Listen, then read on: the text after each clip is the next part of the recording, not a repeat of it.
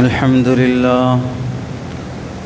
لله نحمده ونستعينه ونستغفره ونؤمن به ونتوكل عليه ونعوذ بالله من شرور أنفسنا ومن سيئات أعمالنا من يهده الله فلا مضل له ومن يضلله فلا هادي له ونشهد أن لا إله إلا الله ونشهد أن محمدًا عبده ورسوله أما بعد فقد قال الله تبارك وتعالى في القرآن المجيد والفرقان الحميد أعوذ بالله من الشيطان الرجيم بسم الله الرحمن الرحيم فإن أمن بعضكم بعضا فليؤد الذي اؤتمن أمانته وليتق الله ربه صدق الله العظيم وقال النبي صلى الله عليه وسلم من فارق الروح الجسد وهو بريء من ثلاث دخل الجنة من الكبر والغلول والدين أو كما قال النبي صلى الله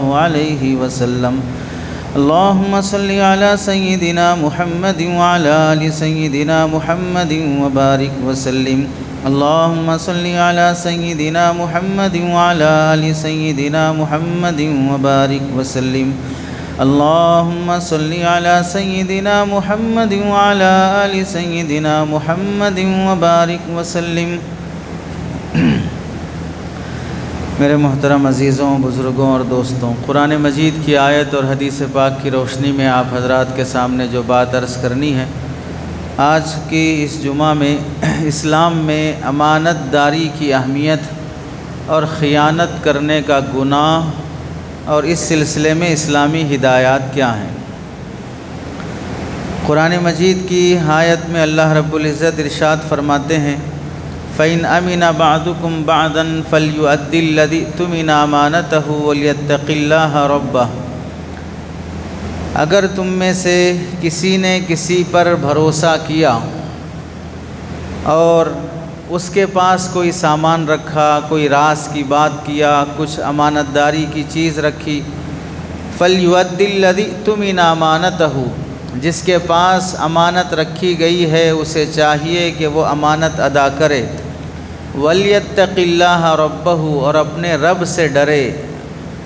اس آیت میں پہلی بات یہ سمجھائی گئی کہ ہم انسان ہیں، انسان دوسرے انسان کا محتاج ہوتا ہے، اس سے ہٹ کٹ کر انسان جی نہیں سکتا۔ کوئی انسان یہ نہیں بول سکتا کہ مجھے کسی کی ضرورت نہیں ہے، میں میرے کپڑے خود بنوا لوں گا، ٹیلر کی ضرورت نہیں ہے، پھر کیڑے مکوڑوں سے، ریشمی کیڑوں سے جو دھاگے نکلنا ہے، دھاگا بنانا ہے، اس سے کپڑا بنانا ہے، سب میں ہی کر لوں گا، زمین سے اناج اگانا ہے وہ بھی میں ہی کر لوں گا، اپنے برتن بنانا ہے وہ بھی میں ہی کر لوں گا، گھر بنانا ہے وہ بھی میں ہی کر لوں گا۔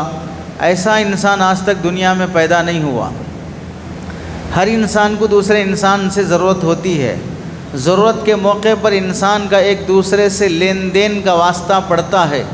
ایسے موقع پر جب تمہیں ایک دوسرے سے معاملہ کرنا پڑے اور ایک دوسرے پر بھروسہ کر کے کچھ لیا دیا جائے تو جس کے بھی پاس کسی کا حق رکھا ہوا ہے تو اسے چاہیے کہ حق والے کا حق ادا کر دے۔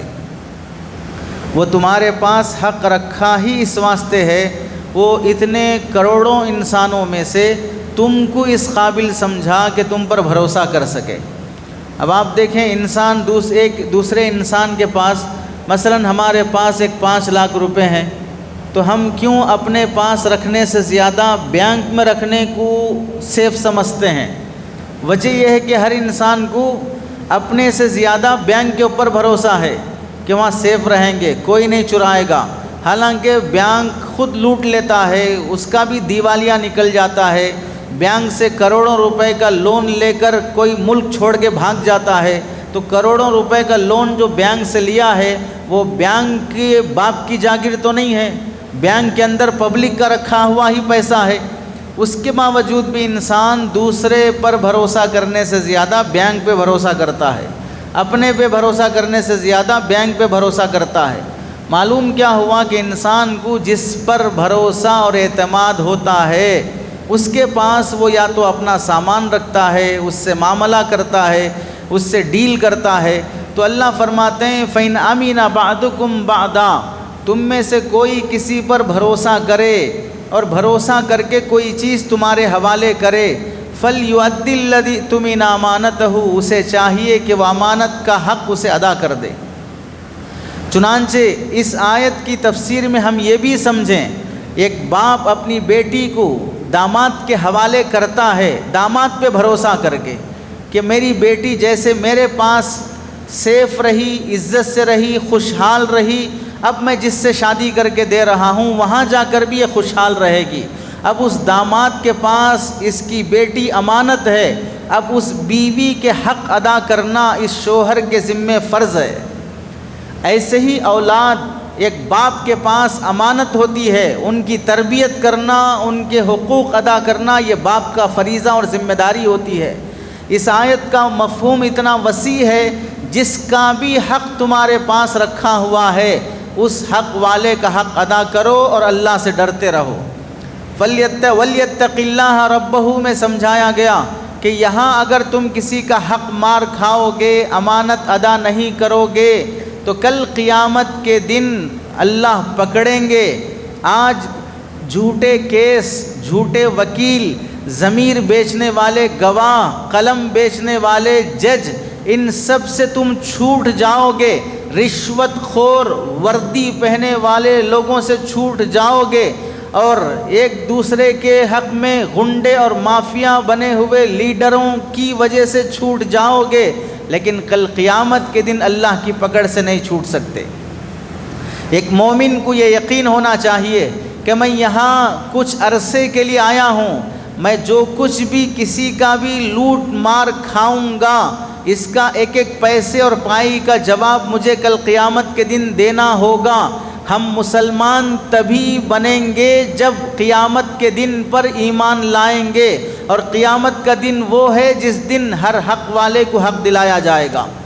جب تمہیں اس بات کا یقین ہے، اور تم مومن تبھی کہلاؤ گے جب تم اس بات کو مانو گے کہ میں جو کچھ بھی کر رہا ہوں مجھے اس کا بدلہ ملے گا، اچھے کا بدلہ اچھا، برے کا بدلہ برا، تو پھر میں برا کیسے کر رہا ہوں جبکہ مجھے یقین ہے کہ میرے اس برائی کا بدلہ کل قیامت کے دن جہنم کے عذاب سے دینا پڑے گا، کل قیامت کے دن میری نیکیوں سے دینا پڑے گا۔ تو اللہ فرماتے ہیں وَلْيَتَّقِ اللَّهَ رَبَّهُ، دنیا کی حکومتیں اگر تمہیں ڈرا نہ سکیں لیکن اپنے رب سے ڈرو، اس کا عذاب بڑا سخت ہے، وہاں رشوت نہیں چلے گی، وہاں جھوٹے گواہ کام نہیں آ سکتے۔ دوسری آیت میں فرمایا ان اللہ یأمرکم ان تؤدوا الامانات الی اہلھا، اللہ تعالیٰ یہ حکم دیتے ہیں کہ تم امانتوں کو ان کے اہل کے پاس لوٹا دو۔ اس آیت کے شان نزول میں لکھا ہے نبی کریم صلی اللہ علیہ وسلم مکہ مکرمہ سے ہجرت کر کے مدینہ منورہ جب جانے لگے تو اس موقع پر خیال ہوا کہ آخری وقت ہے، شہر چھوڑ کے جا رہا ہوں، 2 رکعت کعبۃ اللہ میں نماز پڑھ کے چلے جائیں، کعبے کی یاد آتی رہے گی۔ تو اس نیت سے نبی علیہ السلام کعبۃ اللہ میں نماز پڑھنے کے لیے تشریف لے گئے، تو کعبۃ اللہ کی چابی جن کے پاس تھی وہ کافر تھے، عثمان ان کا نام تھا، وہ نبی علیہ السلام کے داماد حضرت عثمان غنی نہیں، یہ دوسرے عثمان ہیں، ان کے پاس وہ چابی تھی، یہ کھولنے کے لیے تیار نہیں ہوئے اور یہ کہا کہ کعبۃ اللہ کھولنے کا دن جمعرات کا دن ہے یا پیر کا دن ہے، اسی دن کھلے گا، اس دن نہیں کھلے گا۔ تو آپ علیہ السلام نے ان سے فرمایا عثمان یاد رکھو ایک وقت وہ آئے گا کہ کعبۃ اللہ کی چابی میرے ہاتھ میں ہوگی اور میں جس کو چاہے دے سکتا ہوں، اس وقت تم کیا کرو گے؟ اس نے سوچا کہ بھئی آج شہر چھوڑ کے جا رہے ہیں چھپ چھپا کر، اب یہ کہہ رہے ہیں کہ ایک دن کعبۃ اللہ کی چابی میرے ہاتھ میں رہے گی، یقین نہیں آیا۔ اللہ کے نبی علیہ السلام ہجرت کر کے مدینہ منورہ تشریف لائے، 9-10 سال کا عرصہ گزر گیا، مکہ مکرمہ فتح ہوا۔ تو اللہ کے نبی علیہ السلام مکہ فتح ہونے کے بعد صحابہ اکرام میں سے حضرت بلال رضی اللہ تعالیٰ عنہ سے فرمایا کعبۃ اللہ کی چھت پر چڑھو اور وہاں چڑھ کے اذان دو، اور پھر صحابہ سے فرمایا جتنی مورتیاں رکھی ہوئی ہیں خدا کے گھر میں غیر اللہ کی عبادت بس ختم ہوئی، اب سب ان کو خالی کرو اس گندگی کو یہاں سے، اور پھر حضرت علی سے فرمایا جا کے چابی لے کے آؤ عثمان کے پاس سے۔ وہ چھپ گئے جا کر، حضرت علی رضی اللہ تعالیٰ عنہ چابی لے کے آئے۔ اس موقع پر صحابہ اکرام میں حضرت عباس رضی اللہ تعالیٰ عنہ اور دوسرے صحابہ نے فرمایا یا رسول اللہ یہ کعبۃ اللہ کی خدمت کی ذمہ داری بھی ہمیں دے دیجئے، کعبے کی چابی ہمارے حوالے کر دیجئے۔ رسول اللہ صلی اللہ علیہ وسلم نے اس موقع پر ان سے جو مکہ مکرمہ سے ہجرت کرتے وقت نماز پڑھنے نہیں دیے تھے، مخاطب ہو کے فرمایا عثمان یاد ہے وہ دن جس دن میں نے تم سے کہا تھا کہ کعبے کی چابی میرے ہاتھ میں ہوگی؟ اس دن انہیں احساس ہوا، پھر ان سے فرمایا لو یہ چابی تمہارے حوالے ہے اور قیامت تک یہ چابی تمہاری ہی خاندان اور نسل میں چلے گی۔ آج بھی وہ کعبۃ اللہ کی چابی کا خاندان طائف میں رہتا ہے، انہی کے خاندان کے پاس یہ کعبۃ اللہ کی چابی ہے۔ سعودیہ عرب کے ولی عہد یا حکمران کو بھی اگر کعبۃ اللہ کھلوانا ہو تو وہاں میسیج جائے گا، وہ آ کر کعبۃ اللہ کھولے گا تو ہی کعبہ کھلے گا۔ یہ اس آیت کا شان نزول ہے، ان اللہ یأمرکم ان تؤدوا الامانات الی اہلھا، اللہ تمہیں حکم دیتا ہے کہ امانتوں کو ان کے حقداروں تک پہنچا دو۔ تو کوئی عہدہ کسی کے پاس ہے اور وہ اس عہدے کا اہل ہے، ذمہ داری بخوبی نبھا رہا ہے، تو اب سماج کی ذمہ داری یہ ہے کہ بھئی وہ عہدہ اس کے پاس رہنے دیا جائے۔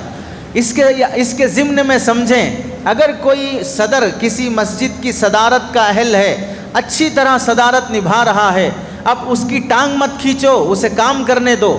اگر کسی اسکول کا پرنسپل یا کسی مدرسے کا محتمم، کسی مسجد کا امام اور مؤذن اور خطیب اپنی ذمہ داری اچھی نبھا رہا ہے، بلا وجہ کے مسجد پرانی ہو گئی توڑ کر نئی مسجد بنو، مسجد نئی بنی ہے اب امام بھی نیا لاؤ، خطیب بھی نیا لاؤ، پھر اگر ایسا دیکھو گے تو شادی ہو کے 15 سال ہو گئے بیوی بھی نئی لاؤ، اب پھر شادی ہونے کے بعد بیوی بولے گی شوہر بھی پرانا ہو گیا ہے شوہر نیا لاؤ، تو پھر کہاں سے اور یہ سب سلسلہ چلتا رہے گا۔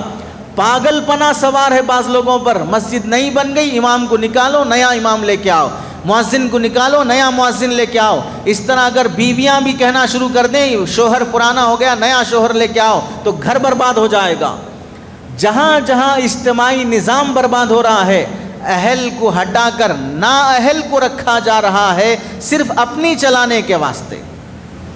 کہیں کسی علاقے میں مسلمانوں نے یا اہل علم نے سیاسی پارٹی کے نقصان دہ ہونے کی وجہ سے کہ یہ پارٹی اگر جیتے گی تو ملک کے مسلمانوں کو یا اس ضلع کے اور صوبے کے مسلمانوں کو نقصان پہنچ سکتا ہے، اس واسطے انہوں نے مخالفت کی اور اس پارٹی کو ووٹ ڈالنا نہیں چاہا، لیکن اللہ کا کرنا ایسا ہوا کہ جس کی مخالفت ہوئی وہی جیت گیا۔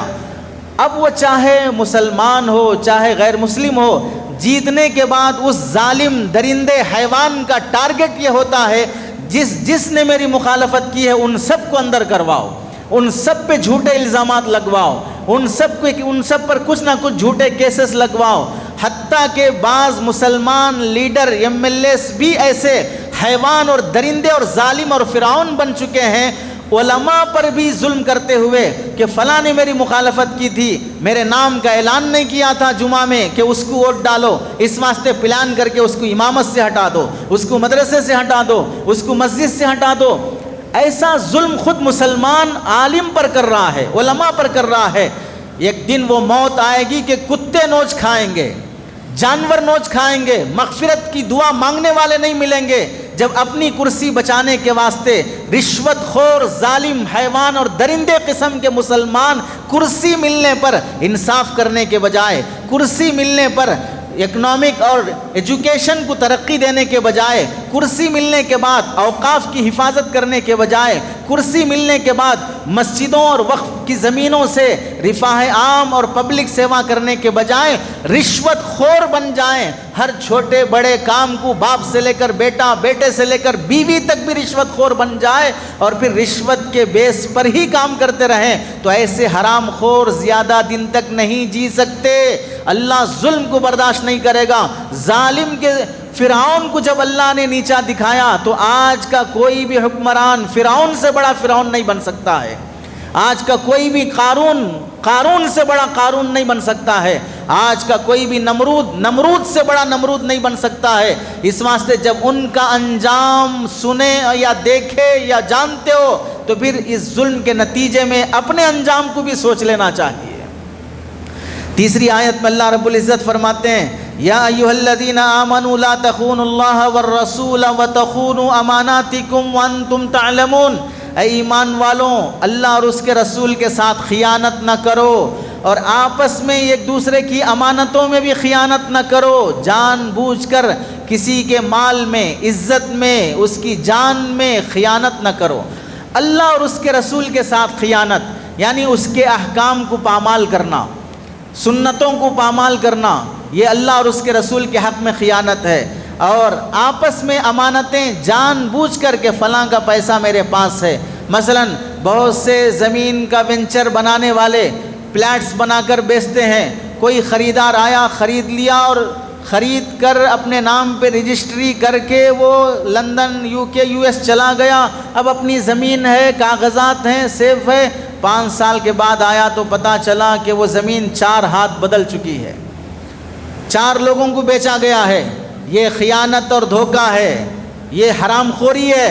اللہ نے حلال سے کمانے کے راستے رکھے ہیں، پھر حرام خوری کے راستے اپنانا۔ کھانے کے لیے اللہ نے اناج اور غذا دیا ہے، پھر بھی گوبر اور غلاظت کھانا یہ گھٹیا جانور ہونے کی علامت ہوتی ہے۔ یہ خیانتوں کی کئی شکلیں ہیں، آگے اس کا ذکر آئے گا۔ حدیث میں نبی علیہ السلام فرماتے ہیں من فارق الروح الجسد وهو بریء من 3 دخل الجنہ، جس کی روح اس کے جسم سے اس حالت میں جدا ہوئی کہ اس کی زندگی میں 3 گناہ نہیں ہے تو وہ جنت میں داخل ہو جائے گا۔ من الکبری، اس کے دل میں تکبر نہ ہو، والغلولی، خیانت نہ ہو، ناحق کسی کا مال کھایا نہ ہو، والدینی، اور کسی کا قرضہ اس کے ذمے نہ ہو۔ یہ 3 برائیوں سے بچ کر جانے کی دنیا سے کوشش کرو۔ تکبر دل میں نہ ہو، میں پنا، میرا چلنا، مجھے کیسا بولے گا، یہ اپنے دل سے نکالو۔ انسان ہو، مٹی سے بنے ہو، اپنے ماں باپ کے گندے نطفے سے بنے ہو اور پیٹ میں گندگی لیے پھرتے ہو، مرنے کے بعد مٹی بنا دیے جائیں گے تو پھر کس بات کا غرور ہے کہ ہم اکڑ کر چلتے ہوں۔ اور دوسرا خیانت، کسی کا مال میرے پاس ہے، کسی کا قرضہ میرے پاس ہے، کسی کے زمین کے کاغذات میرے پاس ہیں، اپنی اولاد کو بتاؤ کہ میرے ذمے فلاں کا قرضہ ہے، مجھے فلاں کو پیسہ دینا ہے، اگر ہارٹ اٹیک آ گیا، اچانک مر گئے، قرض دار آ کے گھر پہ کھڑے ہو گئے، اب اولاد بول رہی ہے ہم کو نہیں معلوم، تم دیے تھے لیے تھے، جا کے باپ کی خبر سے لے لو۔ باپ کی پراپرٹی ہے تو اولاد لڑ کے کورٹ کچہری جا کر لوٹ کے باپ کی پراپرٹی کھانا چاہ رہی ہے، لیکن باپ کا قرضہ ہے تو قرض خواہوں سے کہہ رہی ہے جا کے قبرستان میں لے لو۔ یاد رکھو جب تک باپ کا قرضہ اگر ہے ذمے میں اور قرض خواہ کاغذ لا کر پروف دکھا رہا ہے، یہ اولاد اپنے باپ کی پراپرٹی کے 1 پیسے کی حقدار نہیں ہو سکتی۔ سب سے پہلے قرضداروں کا حق مقدم ہے، قرضداروں کا قرض ادا ہوا، پھر پیسہ پراپرٹی کا بچا تو پھر اولاد حقدار بنے گی۔ قرض خواہوں کا منہ مار کر باپ کی پراپرٹی کو اپنی پراپرٹی سمجھ کر رکھنے والی اولاد یہ حرام خور کہلائے گی، ظالم کہلائے گی۔ شریعت کے احکام میں مرنے والا مرنے کے بعد جو حقوق ادا کیے جائیں گے ان میں سب سے پہلے اس کی تجہیز و تکفین ہے، اس کی وصیت ہے، اس کے قرضے ہیں، اس کے بعد 4تھے نمبر پر وراثت کا حق آتا ہے۔ اس واسطے قرضے کے بغیر کسی کا حق اپنے ذمے رکھے بغیر مرنے کی کوشش۔ دوسری حدیث میں آپ علیہ السلام فرماتے ہیں لا ایمان لمن لا امانۃ لہ ولا دین لمن لا عہد لہ، جس مومن کے پاس اگر امانت داری کا لحاظ نہیں ہے وہ مومن ہی نہیں ہو سکتا، اور جس کے پاس وعدے کی پورا کرنے کی ذمہ داری کا احساس نہیں ہے وہ کوئی دیندار کہلا ہی نہیں سکتا ہے۔ اس سے کیا سمجھ میں آیا؟ لوگوں ایک دوسرے کی ٹوپیاں نہ دیکھو، پگڑیاں نہ دیکھو، داڑیاں نہ دیکھو، نمازیں نہ دیکھو، پیشانی کے گٹھے نہ دیکھو، چلے نہ دیکھو، تہجد نہ دیکھو، ان کی امانت داری دیکھو، ان کی وعدے کی پکا ہونا دیکھو۔ اس سے وہ کتنا پکا مومن ہے پتہ چلے گا۔ ورنہ 1000 منکے کی تسبیح گننے والا بھی روزانہ لاکھوں کی رشوت کھا رہا ہے۔ دینداری کا معیار پیشانی کے گٹھے طے نہیں کریں گے، معاملات کی صفائی طے کرے گی۔ اس میں فرمایا لا ایمان لمن لا امانت لا، امانت نہیں ہے تو وہ اپنے آپ کو کامل مومن ہی نہیں سمجھنا چاہیے۔ اس کا مطلب یہ نہیں ہے کہ داڑھی ٹوپی کرتا پائجامہ کچھ نہیں رکھنا چاہیے، سب چھوڑ دو۔ مطلب یہ کہ ایک حرام پہلے سے تو اور ایک حرام تھوڑی کرو گے، یہ نیکی بنیاد نہیں ہوگی۔ یہ نیکی چاہیے لیکن یہ نیکی کافی نہیں ہے، اس نیکی سے اور آگے بڑھو، داڑھی کرتے پائجامے سے اور آگے بڑھو، نماز اور تہجد اور پیشانی کے گٹھوں سے اور آگے بڑھو۔ اگر جن کی زندگی میں یہ ہے، غنیمت ہے کہ کچھ تو بھی عبادت والی زندگی ہے، اور جس کے پاس نہ داڑھی ہے، نہ ٹوپی ہے، نہ نماز ہے، نہ تہجد ہے، اور پھر اوپر سے حرام خوری ہے، وہ تو ایک نمبر کا سراپا حرام خور ہو گیا۔ اس کے پاس کچھ تو بھی عبادت ہے کم از کم اللہ کے پاس پیش کرنے کے واسطے۔ اس واسطے جب ہم یہ بولیں تو یہ مت سمجھو کہ اب یہ داڑھی ٹوپی والوں کا مذاق اڑایا جا رہا ہے۔ یہ کہنا مقصود ہے کہ یہ کافی نہیں ہے، LKG UKG نرسری میں ہو، آگے بڑھو۔ یہ بیس ہے، بیسک ہے دین کا یہ ہونا، بیسک سے آگے بڑھ کر اور دین حاصل کرنے کی کوشش کرو۔ تیسری حدیث میں اللہ کے نبی علیہ السلام فرماتے ہیں ادِ الامانۃ الی من ائتمنک ولا تخن من خانک، جس نے تمہیں امانت واپس کر دی تم بھی اس کے ساتھ امانت داری کا معاملہ کرو۔ اگر کوئی تمہارے ساتھ دھوکے اور خیانت کا معاملہ کرے تم اس کے ساتھ خیانت کا معاملہ نہ کرو۔ وہ دھوکہ دیا تو ہم بھی دھوکہ دیں گے۔ یہاں سے سمجھو ولا تخن من خانک، جس نے تمہیں دھوکہ دیا تم اسے دھوکہ مت دو۔ معلوم ہے حکومت دھوکہ دے رہی ہے پبلک کو، GST کے نام پہ ہو، انکم ٹیکس کے نام پہ ہو، کئی گھما پھرا کر 100 روپے اگر کوئی کما رہا ہے تو اس سے 50 روپے حکومت وصول کر لیتی ہے۔ اب ایسے موقع پر من کرتا ہے کرنٹ چوری کر لیں، من کرتا ہے کہ حکومت کا سامان چوری کر لیں، من کرتا ہے کہ حکومت کا کچھ نہ کچھ نقصان کریں چونکہ وہ ہم پر ظلم کر رہی ہے۔ حدیث فرماتی ہے ولا تخن من خانک، وہ دھوکے باز ہے، وہ حرام خور ہے، وہ ظلم کر رہا ہے، تم اس کی طرح ظالم مت بن جاؤ۔ اس کے ظلم کا حساب کل دیا جائے گا، اسے لیا جائے گا، تم اپنی امانت داری کا حساب پیش کرنے تیار رہو۔ چوتھی حدیث میں اللہ کے نبی علیہ السلام فرماتے ہیں اربع اذا کن فیک فلا علیک ما فاتک من الدنیا، 4 باتیں تمہارے اندر ہیں تو پھر کوئی ٹینشن نہیں لینا۔ میرے پاس ذاتی گھر نہیں ہے، اچھی گاڑی نہیں ہے، دھن دولت نہیں ہے، بینک بیلنس نہیں ہے، کوئی ٹینشن مت لو۔ یہ 4 باتیں اپنے اندر ہے تو تم ہی دنیا کے راجا ہو۔ کیا فرمایا؟ حفظ امانت، پہلی چیز امانت داری کی حفاظت کرو۔ وصدق حدیث، بات کرو تو سچ بولو۔ وحسن خلیقت، ہر آدمی سے اچھے اخلاق سے پیش آؤ۔ وعفت فی طعمت، اپنے لقمے کو پاکیزہ رکھو، اپنے لقمے کو پاکیزہ رکھو، حرام نہ کھاؤ۔ یہ 4 باتیں تمہاری زندگی میں ہیں، اللہ دنیا کی بھی عزت سے نوازیں گے، آخرت کی بھی عزت سے نوازیں گے۔ اچھے اخلاق والا دل جیت لیتا ہے، اور جو دل جیت لیا وہ اصل جیتا ہوا ہے، وہ اصل بازیگر ہے۔ اب اس کو آدمی فری میں سیٹ بھی دے گا، فری میں عزت بھی کرے گا، سیوا بھی کرے گا، چونکہ اس کے اخلاق ہمیں پسند آئے ہیں۔ اس لیے یہ 4 باتیں اپنے اندر پیدا کرو۔ حضرت یوسف علیہ السلام کو خاندان کے بھائیوں نے دھوکہ دیا، کنویں میں ڈال دیا، قافلے کے ساتھ بیچ دیا۔ جس گھر میں مصر میں پلے بڑے اس گھر کی خاتون عزیز مصر نے پاک دامنی پر الزام لگایا کہ مجھ پر ہاتھ ڈالا، میرا ریپ کرنا چاہا۔ یہ سب ہونے کے بعد جیل کی زندگی میں گئے، لیکن یہ پوری حالات میں اللہ نے پھر انہیں کیا کیا؟ وہ مقام لایا۔ حضرت یوسف نے کیا فرمایا؟ ذَلِكَ لِيَعْلَمَ أَنِّي لَمْ أَخُنْهُ بِالْغَيْبِ وَأَنَّ اللَّهَ لَا يَهْدِي كَيْدَ الْخَائِنِينَ۔ میں جیل میں آنے کے بعد بادشاہ مجھے بلا رہا ہے کہ اب ہم نے بے قصور کو جیل میں ڈالا ہے، واپس آ جاؤ۔ نہیں، پہلے جا کے اس خاتون سے پوچھو جس نے مجھ پر الزام لگایا ہے، کیا میں نے اس پر ہاتھ ڈالا؟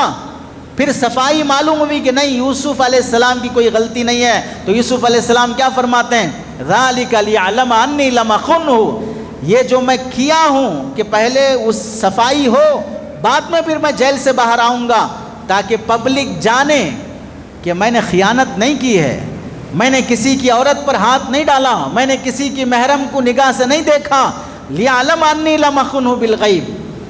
جب یہ امانت داری حضرت یوسف علیہ السلام کی ظاہر ہوئی تو وقت کے بادشاہ نے کیا کہا؟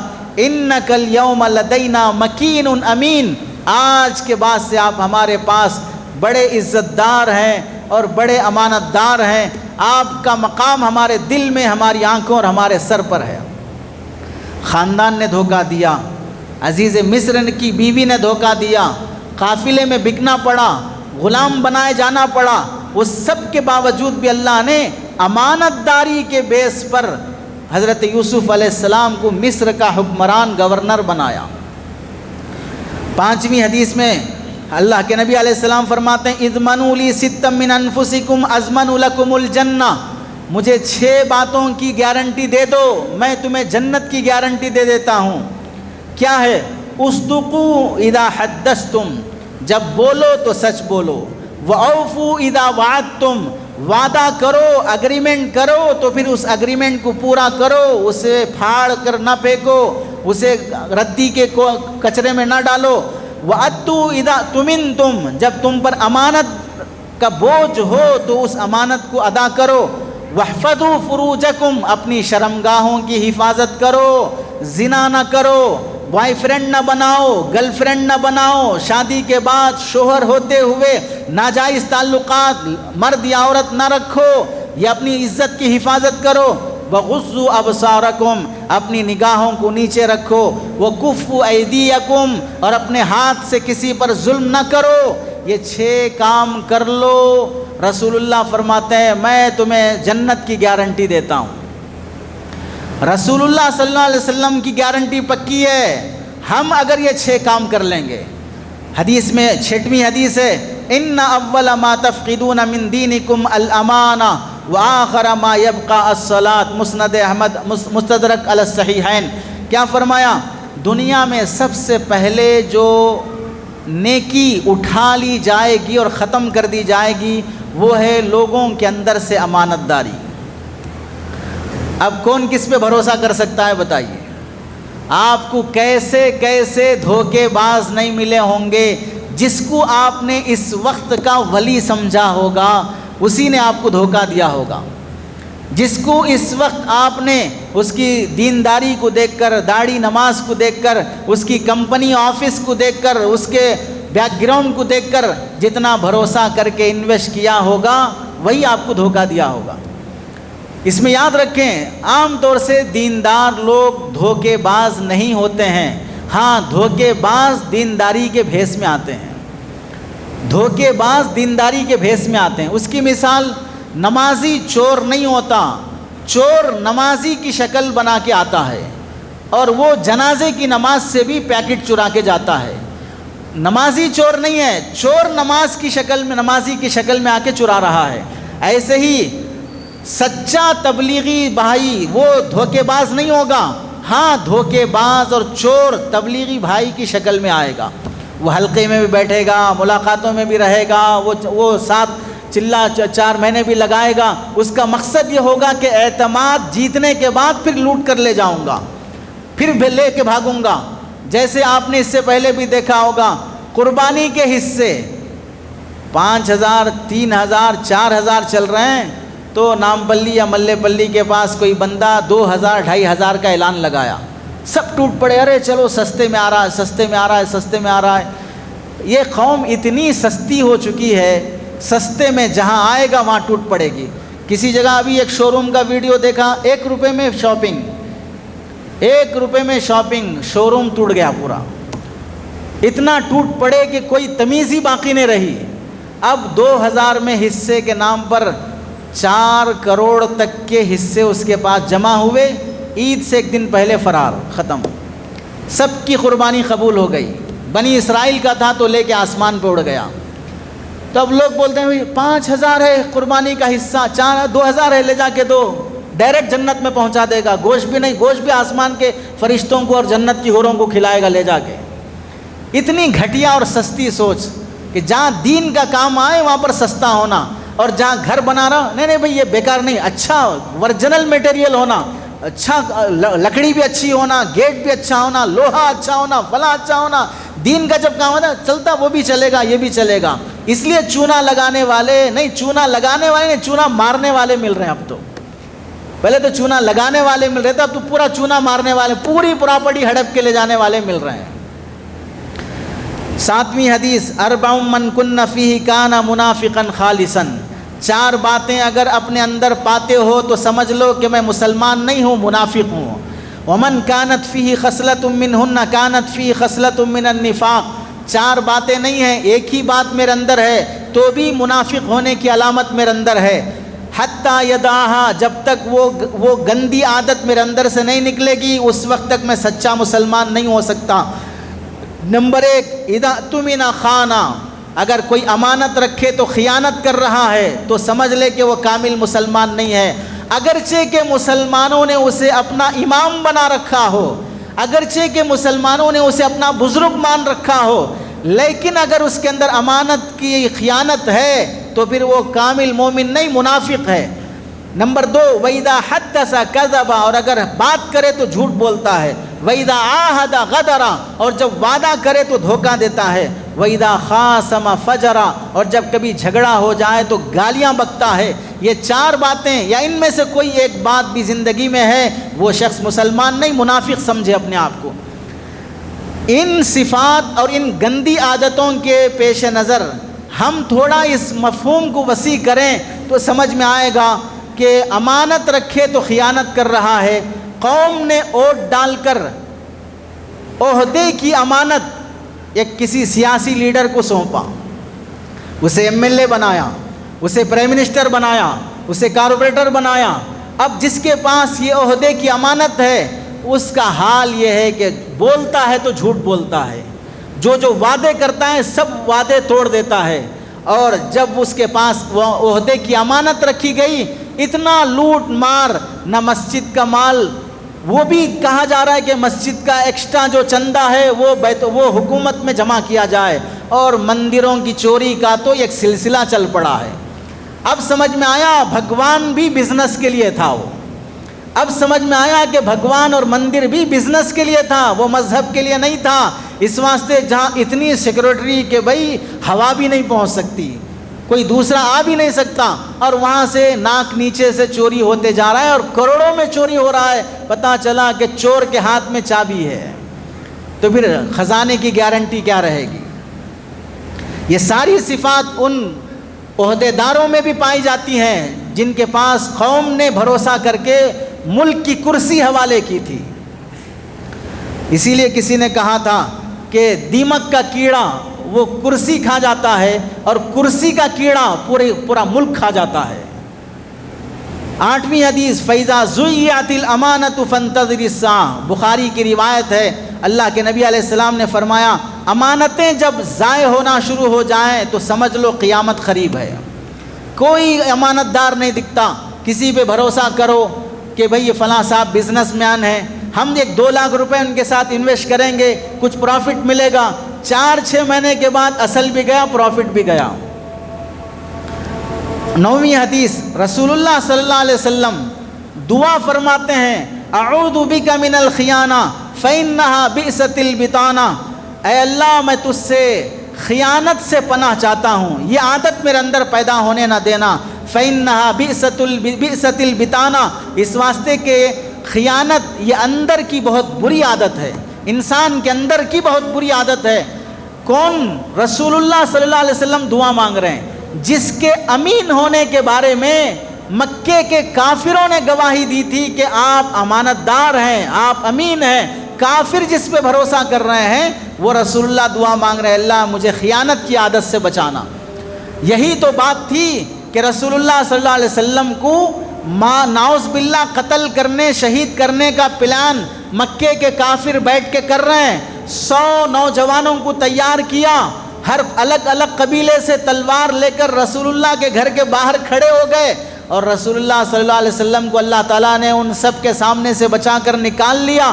حضرت علی رضی اللہ تعالیٰ عنہ کو اپنے بستر پر سلایا. کیوں سلایا؟ حضرت علی سے فرمایا میں مکہ چھوڑ کے جا رہا ہوں، لیکن مکے کے کافروں کی امانتیں میرے پاس ہیں، تم میرے بستر پر سو جاؤ، 2-3 دن تک ان کی امانتیں ان کو واپس کر دو، اس کے بعد پھر تم مدینہ آ جانا۔ کیا امانت داری ہے! جو جان کے دشمن بنے ہیں ان کی وجہ سے شہر چھوڑ کے رات کے اندھیرے میں چھپ کر جانا پڑ رہا ہے، لیکن اس کے باوجود بھی کافروں کی امانتیں لوٹانے کی فکر ہے۔ کتنا امین رہا ہمارا رسول! آج اس کا امتی 10 پیسے کی گارنٹی، 10 روپے کی گارنٹی کہ اس پر بھروسہ کر کے اس کے ساتھ پارٹنرشپ کیا جائے، اس پر بھروسہ کر کے اس کے نام پر زمین رکھی جائے، اس پر بھروسہ کر کے اس کے پاس کچھ امانت یا کچھ پیسہ یا کوئی راز کی بات رکھی جائے۔ کہاں وہ نبی امین ہے اور کہاں امت میں خیانت کرنے والے 90% پبلک پائی جاتی ہو۔ 10ویں حدیث ہے، المسلم اخو المسلم، مسلمان مسلمان کا بھائی ہے، لا یخونہ، مسلمان خیانت نہیں کرے گا، کسی مسلمان کو دھوکہ نہیں دے گا، ولا یکذبہ، مسلمان دوسرے مسلمان کو جھوٹ نہیں بولے گا، ولا یخذلہ، مسلمان دوسرے مسلمان کو شرمندہ نہیں کرے گا، کل المسلم علی المسلم حرام، یاد رکھو ہر مسلمان کے دوسرے مسلمان پر چند باتیں حرام ہیں، ناجائز ہیں۔ عرضہ، مسلمان کی عزت اچھالنا حرام ہے، ومالہ، مسلمان کا مال ناحق لوٹ کھانا حرام ہے، ودمہ، مسلمان کا ناحق قتل کرنا حرام ہے، والتقویٰ ہاہنا، یہ سب چیزیں اپنے اندر پیدا کرنا ہے تو اللہ کا ڈر پیدا کرو۔ آج پبلک مسلمانوں کی عزت آپس میں اچھالنا، کوئی اسکول اچھا چل رہا ہو اسکول کو بدنام کر دینا، کوئی مدرسہ اچھا چل رہا ہو اس کو بدنام کر دینا، کوئی مولانا اچھا ترقی کر رہے ہیں اس کو بدنام کر دینا، کسی کی اچھائی دیکھی نہیں جاتی، بدنام کر کے ٹانگ کھینچنے کی عادت۔ صحابہ اکرام میں سے حضرت عمر رضی اللہ تعالیٰ عنہ فرماتے ہیں، لا تنظروا الی صلاۃ احدکم ولا الی صیامہ، لوگوں کسی کی نماز نہ دیکھو، ولا الی صیامہ، کسی کے روزے نہ دیکھو۔ یہ ہم جو بولتے ہیں نا داڑھی ٹوپی نماز فلاں، یہ حضرت عمر رضی اللہ تعالیٰ عنہ فرما رہے ہیں، نماز نہ دیکھو، روزے نہ دیکھو، ولیکن انظروا الی من حدث صدقہ، لیکن یہ دیکھو کہ بولتا ہے تو سچ بولتا ہے، وَإِذَا اؤْتُمِنَ أَدَّى، امانت رکھے تو ادا کر دیتا ہے، وَإِذَا أَشْفَى وَرِيَا، اور جب گناہ کا موقع ملتا ہے تو اللہ کے ڈر سے گناہ چھوڑ دیتا ہے۔ ایسے آدمی کو سمجھو کہ وہ دیندار ہے، بھروسے کے قابل ہے، ورنہ تو مندروں کے پجاریوں کے ریپ کے واقعات مل رہے ہیں۔ تو آپ بتائیں جو سنت ہے اور فلاں ہے اور پھر مذہب کا محافظ ہے، وہاں عزتیں محفوظ نہیں ہوں گی تو شراب خانے میں عزتیں محفوظ رہیں گی۔ جہاں پر اسکول اور کالج میں پڑھنے والی بچیوں کی عزت خود پڑھانے والے ٹیچر لوٹ لیتے ہوں تو پھر کہاں سے عزت کی پر بھروسہ کیا جائے گا۔ حضرت انس رضی اللہ تعالیٰ عنہ فرماتے ہیں، البیت الذی یکون فیہ خیانۃ لا یکون فیہ البرکہ، جس گھر میں ایک بھی آدمی خیانت اور دھوکہ دینے والا ہوگا اس گھر سے اللہ برکت اٹھا لیتے ہیں۔ باپ اچھا ہے، بیٹا دھوکے باز ہے، بیٹی دھوکے باز ہے، کوئی بھی ایک دھوکے باز رہے گا اللہ اس گھر سے برکت اٹھا لیتے ہیں۔ یحییٰ ابن کثیر رحمۃ اللہ علیہ فرماتے ہیں، ثلاث لا تکون فی البیت الا نزعت منہ البرکہ، 3 گندگیاں جس گھر میں بھی ہوتی ہیں اس گھر سے اللہ برکت اٹھا لیتے ہیں۔ الصرف، فضول خرچی، پیسے ویسٹ کرنا، کھانا ویسٹ کرنا، کھانا کھا رہے ہیں دسترخوان پر دانے پڑے ہوئے ہیں، فروٹس لائے ویسٹ کر کے پھینک رہے ہیں، گھر کا سامان خریدے کوئی قدر قیمت نہیں ہے، باپ کی کمائی زیادہ ہے، نئے پہ نئے خریدتے جاؤ، استعمال کے قابل کی چیزیں بلا وجہ کے پھینکتے جاؤ، فضول خرچی جس گھر میں رہے گی اللہ برکت اٹھا لیتے ہیں۔ وہ زنا کرنے والا، ناجائز تعلقات رکھنے والا کوئی ایک بھی گھر میں رہے گا برکت اٹھا لی جائے گی۔ والخیانہ، دھوکہ دینے والا اگر گھر میں رہے گا اس گھر کی برکت ختم کر لی جائے گی۔ حضرت عیسیٰ علیہ السلام فرماتے ہیں، علامہ دمیری رحمۃ اللہ علیہ نے حیات الحیوان کتاب میں لکھا ہے، بہت زبردست پڑھنے کے قابل کتاب ہے، پڑھنے والے کو پڑھتے جاؤ تو مزہ آتے جائے گا۔ اس میں یہ واقعہ لکھا ہے، ایک مرتبہ عیسیٰ علیہ السلام نے دیکھا کہ شیطان 5 گدھوں پر بزنس کا سامان لے کے جا رہا ہے۔ عیسیٰ علیہ السلام نے پوچھا کہاں جا رہے ہو؟ بزنس کرنے جا رہا ہوں۔ کیا سامان ہے؟ مختلف طرح کا سامان ہے۔ کدھر جا رہے ہو؟ خریداروں کو تلاش کرنے کے لیے جا رہا ہوں۔ تھوڑا بتاؤ تو صحیح کیا بیچ رہے ہو؟ تو کہا پہلا سامان میرے پاس وہ ہے ظلم، یہ بیچنے جا رہا ہوں۔ تو عیسیٰ علیہ السلام نے پوچھا کس کو بیچو گے؟ کہنے لگا ظلم کے خریدار وقت کے حکمران اور لیڈر ہوتے ہیں، لیڈروں کو ظلم بیچوں گا، یہ ظلم خریدیں گے۔ اس واسطے آج جو سیاسی کرسی پہ بیٹھا ظلم کیے بغیر نہیں رہ سکتا۔ سامنے والے کی پارٹی کو ختم کر دینا، اس کے MLAs کو خرید لینا، اس کے گھر پہ دھابا بول دینا، چھاپا مار دینا، اس کی کالج کو ہڑپ لینا، مرغی چرانے کے جرم میں کیس کر دینا۔ ارے تم تو پورا ملک لوٹ بیٹھے ہو، مرغی چرانے کے کیس میں کسی کو اندر کر دینا کیا ہے؟ دیکھیے گڑ کھا کے گلگلے سے پرہیز کر رہا ہے، بارش سے بچ کے پرنالے کے نیچے کھڑ رہا ہے، یہ حال ہو گیا۔ تو اب ظالم جب کرسی سنبھالتا ہے تو پھر یہ ظلم کر بیٹھتا ہے، میں ظلم حکمرانوں کو بیچنے جا رہا ہوں۔ دوسرا کیا ہے؟ کہنے لگا تکبر ہے، یہ کس کو بیچو گے؟ کہنے لگا مالداروں کو بیچوں گا، جس کے پاس مال آیا وہ مغرور اور فرعون اور متکبر بن گیا۔ اب اس کے سامنے حافظ صاحب، مفتی صاحب، مدرسے والے، مسجد والے سب بے حیثیت، چونکہ فرعون کی نظر میں حضرت موسیٰ کی کیا قدر رہتی ہے۔ نمبر 3 حسد، جلسی، یہ کس کو بیچو گے؟ کہنے لگا یہ علماء کو بیچوں گا۔ ایک پڑھا لکھا دوسرے پڑھے لکھے کو سیٹ نہیں ہو سکتا، برداشت نہیں کر سکتا، ترقی دیکھی نہیں جاتی۔ نمبر 4 خیانت اور دھوکہ، یہ کس کو بیچو گے؟ کہنے لگا بزنس مین، تاجروں کو بیچوں گا۔ اس واسطے بہت کم تاجر دھوکے سے بچ کر تجارت کرتے ہوں گے، جھوٹ سے بچ کر تجارت کرتے ہوں گے۔ نمبر 5 بے وفائی اور مکاری، یہ بیچنے جا رہا ہوں۔ یہ کس کو بیچو گے؟ کہنے لگا عورتوں کو بیچوں گا۔ عورت جب بے دین ہو جاتی ہے تو اتنی مکار بن جاتی ہے، شوہر ہوتے ہوئے کسی کو عاشق بنانا، بوائے فرینڈ کے ساتھ بیسٹ فرینڈ بنانا۔ اب بتائیے یہ مکاری نہیں تو اور کیا ہے؟ یہ عورتوں کو بیچوں گا، یہ ابلیس نے حضرت عیسیٰ علیہ السلام سے کہا تھا۔ امانت کسے کہتے ہیں؟ امانت ہر وہ حق، ہر وہ ذمہ داری، ہر وہ چیز جس کے پاس حفاظت کے طور پر رکھی گئی ہو اور بغیر کسی حق تلفی کے مالک اور حقدار تک پہنچا دینا، اسے امانت کہتے ہیں۔ امانت کی قسمیں کیا ہیں؟ امانت نمبر 1 سب سے پہلے ہماری جان، ہماری زندگی امانت ہے، یہ اللہ کی امانت ہے۔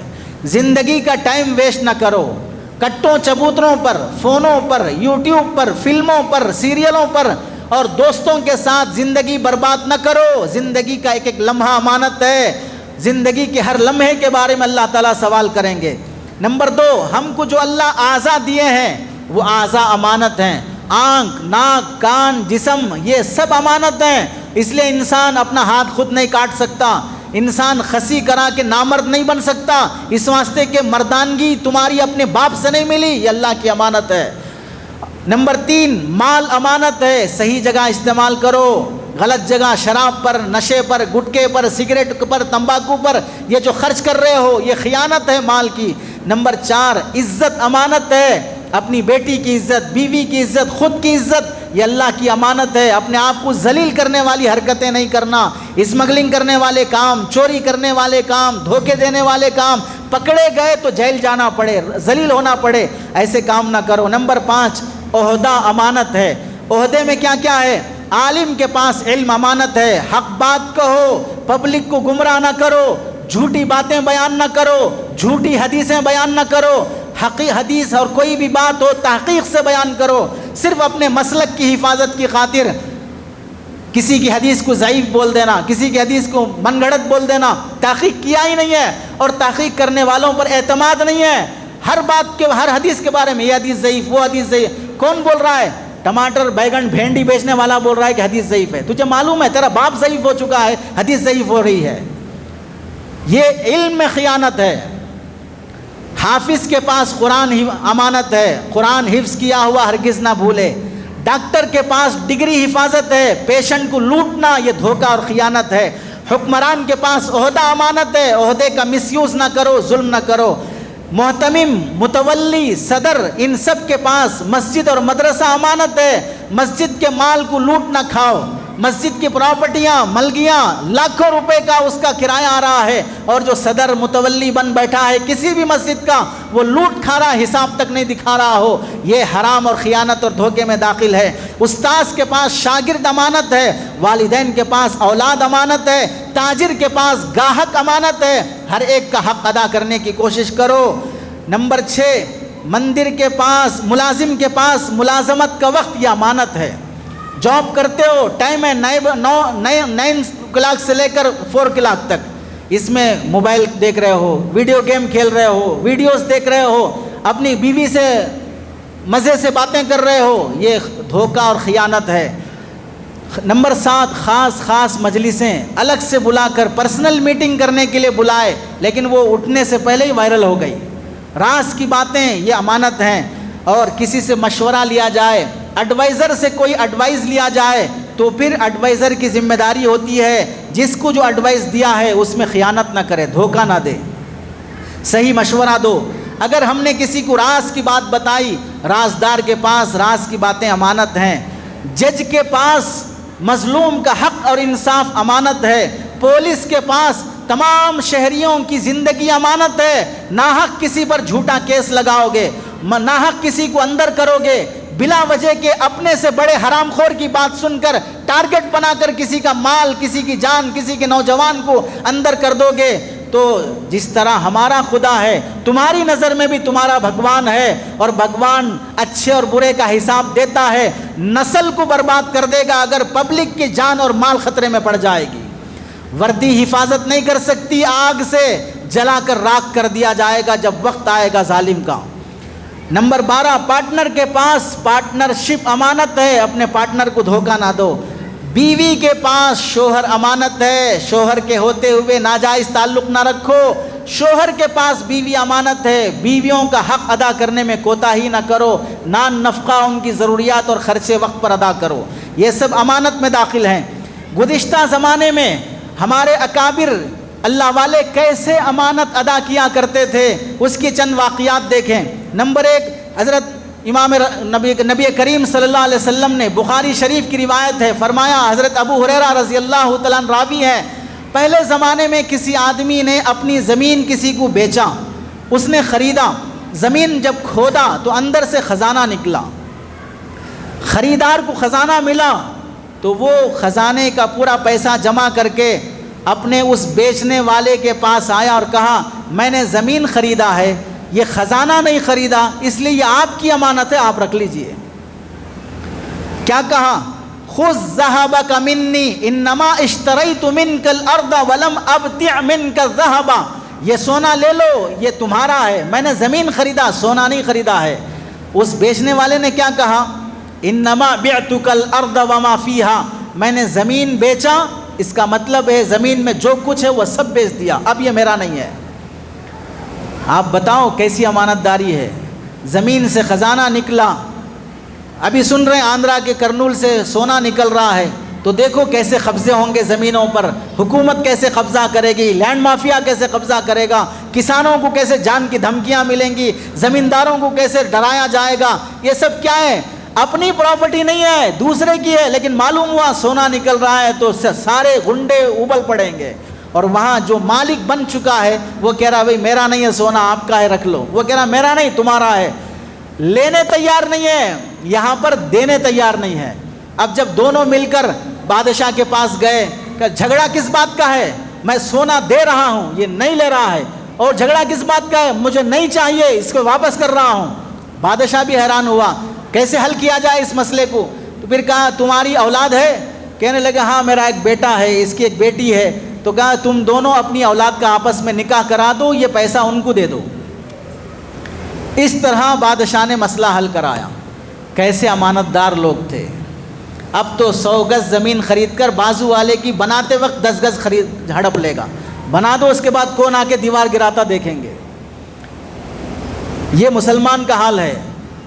90% جس کے بھی گھر بنے ہیں اس کی سیڑھیاں اس کے گھر سے باہر ہیں، اس کی سیڑھیاں اس کے گھر سے باہر ہیں، اس لیے راستے تنگ ہیں، گلیاں تنگ ہیں، مسلمانوں کے گلیوں اور محلوں میں کچرا اور گندگی پھیلی رہتی ہے، راستے چوڑے نہیں رکھے جاتے، حکومت بولنے کے بعد بھی اپنی زمین نہیں، ملک اور سرکار اور پبلک پراپرٹی پر اپنے قبضے لوٹ بیٹھتے ہیں، الٹا اس پر مزید کرایہ بھی وصول کرتے ہیں۔ وہاں کسی کو بنڈی لگا کر دے دیا، وہاں پر کسی کی گاڑی لگا کر دے دیا، اس سے روزانہ 500-800 کرایہ وصول کیا۔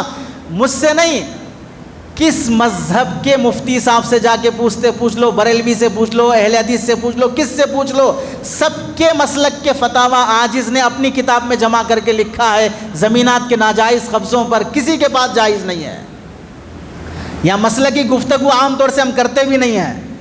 دوسرا واقعہ، فتح خیبر کے موقع پر رسول اللہ صلی اللہ علیہ وسلم اور صحابہ قلعہ فتح کرنے کے لیے 20 دن گزر گئے، خیبر کا قلعہ قموس فتح نہیں ہو پا رہا ہے، اسی درمیان میں سخت گرمی ہے، بھوک ہے، صحابہ فاقے میں ہے۔ ایک بکریاں چرانے والا سیاہ کالے رنگ کا چرواہا بکریاں لے کر رسول اللہ کی خدمت میں حاضر ہوا۔ آپ علیہ السلام سے پوچھا، آپ کون ہیں، کیا دعوت دے رہے ہیں، یہ کیا چل رہا ہے لڑائی جھگڑے؟ تو رسول اللہ صلی اللہ علیہ وسلم نے فرمایا، ادعو الی الاسلام، میں لوگوں کو اسلام کی دعوت دیتا ہوں، گواہی دو کہ اللہ ایک ہے، میں اللہ کا رسول ہوں اور تم اللہ کی عبادت کرو، بس میں اس کی دعوت دیتا ہوں۔ اور جو اس دعوت میں رکاوٹ بنتا ہے، رکاوٹ بننے والوں کو راستے سے ہٹایا جا رہا ہے۔ تو اس چرواہے نے پوچھا، اگر میں آپ کی دعوت قبول کر لوں تو مجھے کیا ملے گا؟ آپ نے فرمایا، لک الجنہ ان مت علی ذالک، اگر تم اس دعوت کو قبول کر کے اسی پر مر گئے تو تمہیں جنت ملے گی۔ تو بکریاں چرانے والے نے فوراً کلمہ پڑھا اور کہنے لگا کہ میں اب آپ کی بات مان لیا، مسلمان ہو گیا۔ یہ بکریاں میرے پاس کافر آقا کی ہیں، کافر آقا کی ہیں، یہ میرے پاس امانت ہیں اور میں جنگ میں جانا، جہاد میں جانا چاہ رہا ہوں، کیا کروں؟ تو رسول اللہ علیہ وسلم نے کیا فرمایا، اخرجھا من عندک ورمیھا بالحسبہ فإن اللہ سیؤدی عنک امانتک، بکریاں چھوڑ دو اور کنکری مار کر بکریوں کو بھگاؤ، میں گارنٹی لیتا ہوں تمہاری ساری بکریاں تمہارے آقا کے گھر تک پہنچ جائیں گی۔ اور اس نے بکریوں کو مار بھگایا، ساری بکریاں اس کافر کے گھر تک خود بخود چلی گئیں اور یہ جنگ میں گیا، اسی لمحے شہید ہو گیا۔ رسول اللہ فرماتے ہیں، وَلَقَدْ رَأَيْتُ عِنْدَ رَأْسِهِ اثْنَتَيْنِ مِنَ الْحُورِ الْعِينِ وَلَمْ يُصَلِّ لِلَّهِ سَجْدَةً قَطُّ، میری آنکھیں دیکھ رہی ہیں کہ جنت کی حوریں اس کے اثر اپنے گود میں لیے بیٹھی ہیں اور اس نے ایک نماز نہیں پڑھی لیکن اللہ نے اسے جنت عطا کر دی۔ آپ دیکھو، ابھی مسلمان ہوا ہے لیکن امانت داری کیسی ہے کہ کافر کی بکریاں اس کے گھر تک پہنچائی جا رہی ہیں، اور یہ ماں پیٹ کے مسلمان ہیں، حقدار کا حق اس کے بھائی تک نہیں پہنچایا جاتا۔ باپ کے مرنے کے بعد بہن کی وراثت بھائی بہن تک پہنچانے تیار نہیں ہے، بڑا چھوٹے کو، چھوٹا بڑے کو دینے تیار نہیں ہے، بیوہ کو اس کا حق دینے تیار نہیں ہے، یتیم کو اس کا حق دینے کے لیے تیار نہیں ہے۔ ماں باپ کا انتقال ہو گیا، بڑا بھائی گھر پہ قبضہ کر بیٹھا ہے، جوان بہنیں گھر میں بغیر شادی کے بیٹھی ہیں، اپنی شادی، بچوں کی پڑھائی اور زمینات کی خریداری، لیکن بہن کی شادی کرنے کے لیے تیار نہیں ہے۔ یہ سب خائن اور دھوکے باز خاندان میں پائے جا رہے ہیں، گھروں میں پائے جا رہے ہیں، نسب اور نسل میں پائے جا رہے ہیں۔ حضرت بشر بن مفضل رحمۃ اللہ علیہ دکان پر بیٹھے تھے، ایک لڑکی چادر بیچنے کے لیے آئی، ریشم کی چادر، کہا بیٹی کتنے میں بیچو گی؟ 60 درہم میں بیچوں گی۔ ان کو لگا کہ چادر مہنگی ہے، اسے خود اس کی قیمت نہیں معلوم ہے، تو انہوں نے کہا یہ پڑوس میں ایک بھائی بیٹھے ہیں، ان سے پوچھ لو کہ کتنے میں بکے گی۔ جب ان سے جا کر پوچھا، کہا 120 درہم میں بکے گی، ڈبل ریٹ میں بکے گی۔ تو بشیر بن مفضل رحمۃ اللہ علیہ نے فرمایا، اپنے گھر جاؤ، ماں باپ سے پوچھو کہ یہ چادر 60 درہم میں نہیں 120 درہم میں فروخت ہوگی، گاہک تاجر اتنا ریٹ دینے تیار ہے، بیچ کے آؤں، جب تمہارے ماں باپ اجازت دیں گے تو میں خریدوں گا۔ 60 درہم میں بیچنے کے لیے آئے ہوئے آدمی سے 120 درہم میں خرید رہے ہیں، کیونکہ بیچنے والے کو قیمت نہیں معلوم ہے۔ اب تو کیا حال ہے، کہیں چانس کا مال ہے تو بتاؤ، کہیں چانس کا مال ہے تو بتاؤ۔ اگر کوئی مر رہا ہے، کوئی پریشان ہے، کوئی ڈوب رہا ہے تو اسے نگل لیں گے ہم، یہ موقع ہے، ہڑپ لیں گے ہم، یہ مسلمان کی صفت ہے۔ حضرت عبداللہ بن مبارک رحمۃ اللہ علیہ، یہ وہ بڑے تابعین یا تبع تابعین میں سے ہیں جن کے بارے میں کہا گیا امام بخاری کے وہ استاد شمار ہوتے ہیں۔ ان کے بارے میں ہے جب کسی مجلس میں ان کا نام بھی آ جائے نا اللہ کی خصوصی رحمت برسنا شروع ہو جاتی ہے. اتنے بڑے اللہ والے ہیں. ان کے والد ایک انار کے باغ میں مالی اور دربانی کا کام کرتے تھے. باغ کا مالک آیا، کہا ایک انار توڑ کے لاؤ کھائیں گے. لے کے آئے، کھٹا نکلا. بھئی تھوڑا میٹھا توڑ کے لاؤ. دوسرا توڑ کے لائے، وہ بھی کھٹا. تیسرا توڑ کے لاؤ، اتنے دنوں سے میرے باغ میں نوکر ہو، اچھا میٹھا کھٹے کا فرق نہیں پڑ رہا ہے، جاؤ توڑ کے لاؤ اچھا سا. 3-4 بار توڑ کے لائے، ہر بار کھٹا انار. مالک غصے میں آ گیا، عقل نہیں ہے، ہر بار کھٹا انار لا رہے ہو. تو کہنے لگے میں نے آج تک ما اکلت منہ شیئا حتی اعرفہ، آج تک میں نے تمہارے باغیچے کا ایک انار نہیں کھایا ہے. مجھے نگرانی کے لیے ہی کہا گیا ہے. وَلِأَنَّكَ مَا أَذِنْتَ لِي، تم نے مجھے کھانے کی اجازت ہی نہیں دی ہے. مالک کو حیرانی ہو گئی، اتنے دنوں سے میرے باغیچے میں کام کر رہے ہو، آج تک انار نہیں کھایا. جب پتہ چلا واقعتاً نہیں کھایا، دل میں جگہ مل گئی. اور اس کے بعد ان عبد اللہ رزقہ من تلک الابنہ، اس نے کہا کہ ٹھیک ہے چلو یہاں سے. اب گھر لے گیا اور بیگم سے کہا کہ مجھے داماد مل گیا. جس کو مالی بنایا تھا اس کو گھر کا داماد بنایا. اور اسی مالی کے بیٹے سے پیدا ہوا وہ بچہ جس کا نام عبداللہ بن مبارک ہے. باپ کے انصاف، باپ کی امانت داری سے کتنی نیک اولاد پیدا ہوتی ہے. آج اس واقعے کی روشنی میں ہوٹل میں کام کرنے والے چلتے پھرتے اٹھا کے کھاتے رہو. بیکری میں کام کرنے والے چلتے پھرتے اٹھا کے کھاتے رہیں. فنکشن ہالوں میں پکوان کرنے والے 300 کلو گوشت 10-20 کلو اندر کے پیچھے کے دروازے سے نکل گیا. مسالے نکل گئے اور وہاں سے مہنگی چیزیں نکل گئی. ڈرائی فروٹس نکل گئے. لکھ کر دیا آرڈر میں اتنے کلو اور آنے کے بعد اندر سے آدھا چرا کر پہنچا دیا. پھر لا کر کرانہ اسٹور میں بیچ رہا ہے. حرام خوری ہے. ایک پیسہ جو اپنی اولاد کو کھلائے گا حرام کا اندر جائے گا. یہ سب اسی میں سے آئے گا. بن بلائے دعوتوں میں جانے والے. اب تو ماشاءاللہ واٹس ایپوں پہ گروپ بنے ہوئے ہیں طفیلیوں کے گروپ. پورے شہر میں کہیں پر بھی دعوت ہے اور وہ دعوت نامہ گروپ میں آ گیا اور اس گروپ میں 100 150 200 طفیلی رہیں گے. طفیلی مطلب مفت کا کھانے والے. یہ مفت کا کھانے والوں کے گروپ میں وہ دعوت نامہ شیئر کریں گے اور پوری کی پوری 150 کی ٹیم پہنچ جائے گی. کون بلایا صاحب؟ حضرت جبرائیل علیہ السلام بلائیں. ایک دن آئے گا کہ حضرت اسرائیل علیہ السلام بلا کے لے جائیں گے. یہ حرام خوری ہے، کھانا جائز نہیں ہے بن بلائے کے. قاضی ابو بکر بن محمد بن عبد الباقی رحمۃ اللہ علیہ یہ معمولی قسم کے آدمی تھے. کہتے ہیں مکہ مکرمہ میں میرے دن ایسے گزرے کہ فاقہ تھا، بھوک تھی، کھانے کو پیسے نہیں تھا. میں ایسے ہی جا رہا تھا تو ایک ریشم کی تھیلی ملی. گھر لے جا کے کھولا، اندر سے موتیوں کا چمکتا ہوا ہار نکلا. میں حیران ہو گیا، اتنا قیمتی ہار. لے کے پھر میں واپس آیا، دیکھا تو وہاں ایک آدمی 500 اشرفیاں سونے کے سکے لے کر اعلان کر رہا ہے بھائی میرا موتیوں کا ہار گم ہو گیا، جو لا کر دے گا اسے 500 اشرفیاں دوں گا. میں قریب گیا، کہا چلو میرے ساتھ. گھر لے گیا، بتاؤ کیسا تھا ہار. پوری علامتیں معلوم کیا، سب صحیح ہے. ہار اٹھا کے دے دیا. وہ 500 اشرفیاں مجھے دینے لگا. میں نے کہا مجھے نہیں چاہیے، یہ آپ کی امانت ہے، یہ میرا مال، میرا حق نہیں تھا. اب ایک پیسہ بھی قبول کرنا میرے لیے جائز نہیں ہے. میں بھوکا ہوں، فاقے میں ہوں، لیکن پھر بھی میں وہ انعام قبول نہیں کیا. وقت گزر گیا، مکے کی زندگی مشکل ہو گئی. میں سفر کر کے کشتی کے ذریعے سے نکل پڑا. راستے میں طوفان آیا، کشتی ٹوٹ گئی، سارے لوگ پانی میں غرق ڈوب گئے. میں تختے کے سہارے بچ کر ایک جزیرے میں پہنچا. وہاں چند لوگ بستے تھے. میں وہاں پہنچ کر مسجد میں قیام کیا، لوگوں کو نماز پڑھانا شروع کیا، پھر قرآن پڑھانا شروع کیا. لوگ مجھ سے متاثر ہوئے. پھر رہتے رہتے لوگوں نے کہا یہاں ایک یتیم لڑکی ہے، یعنی ایک لڑکی ہے جس کا باپ نہیں ہے، اس سے آپ شادی کر لیں. شادی ہو گئی. پہلی رات جب دلہن کے پاس پہنچا تو دیکھا کہ وہی ہار اس لڑکی کے گلے میں ہے. حیران ہو گیا کہ بھائی جو مکے میں ملا تھا آج وہ بیوی کے گلے میں مل رہا ہے. پوچھا کیا ماجرا ہے؟